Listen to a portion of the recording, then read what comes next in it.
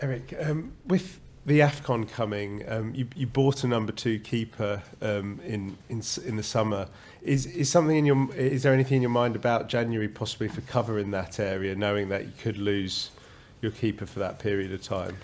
So I think what we need is 3 very good keepers for a successful season, and then a talent in the back, and then in the best situation also 1 or 2 keepers you have on loan, because you have to develop that group all the time.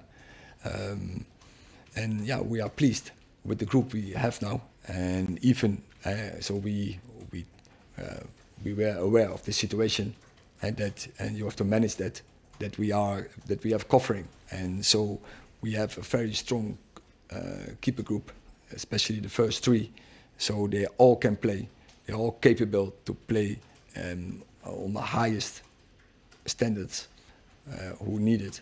So yeah, we are happy with that group and we are comfortable. Neil. Eric, Garnacho's form at the minute, the excitement he gives the team and the threat up front, it must be very difficult to leave a young player like that out at the minute when he's really stamping his mark. And does it also show to anyone in the squad that if you take your chance, you'll give the player it? Yeah. So we make plays to make this development happen, and yeah, that was our assessment at the start of the season, that we wanted to bring him, and we want to give him the time to deliver what he's doing in this moment. And yeah, I think there's a big potential, and yeah, there is a lot where he can build on. But yeah, we are happy with his performing in this moment, and we are happy with his contribution. So especially, of course, he's not always the base. The foundation is the defending part, but now also he has, in attacking wise, he has the key actions, he has the assist, he has a goal threat, he scores goals. So that's of course very important for an offensive player, that you get the production in. And we all know, the stories of his attitude maybe a year or so ago, late for team meetings and that in Australia. You've obviously talked to him, and that side of him has gone. I haven't seen it, but I don't think it's fair. And that was, there were some issues, but there are young players who has to learn what is needed. So the lifestyle for a professional footballer. But in the meantime, he knows. Chris. You mentioned in an interview this week that you wouldn't do things differently in your handling of Jadon Sancho. Do you think now, as we enter towards the window next month, do you think it's probably only right that he has to go? So it's about culture, and every player has to match certain standards, and it was about that. And so what will happen there? So he knows what he has to do if he wants to return. So it's up to him. Would you agree, though, that what's happening now can't continue?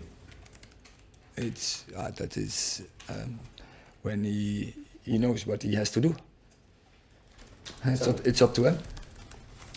Hi Eric, I think it was around this time last year that a number of players' contracts were extended, the +1 options were taken up on them. Is that going to be the case with, I think it's Wan-Bissaka, Lindelof, Hannibal, Martial? Do you intend to extend the deals with all those players?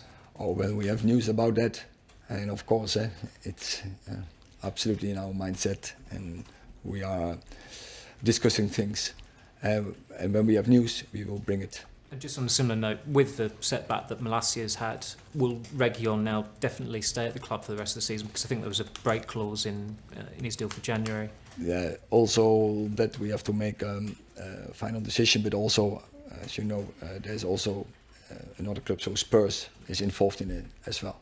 Thank you. Just back on Jadon, as it's a disciplinary matter, is he on full pay while he's sort of not contributing towards the first team squad and training away and eating a packed lunch on his own sort of thing? Is he on full pay? I think that is an internal matter.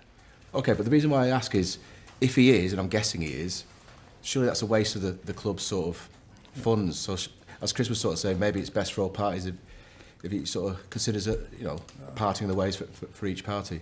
So, as I said, it's an internal matter, and we will see what happens. Just in general, I know it's a couple of weeks away, but are you expecting to make many changes to the squad in January, either players leaving or coming in? I don't think so. That a lot is going to happen in the winter, but we have to be prepared when something, when opportunities are there, or uncertain circumstances or surprises. We have to be ready to act.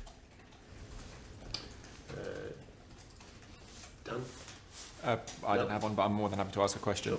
Last question. With Garnacho, because he's obviously a lot younger than Rashford, is it sometimes easier to convince him to do the defensive work?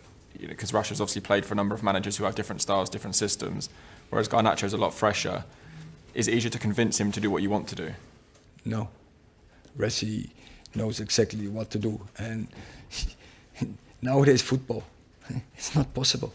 And you see all the top level teams, all the players are doing the jobs, and when you can't do it, you will not play. But I don't refer that to Messi, because Messi is doing the job in general.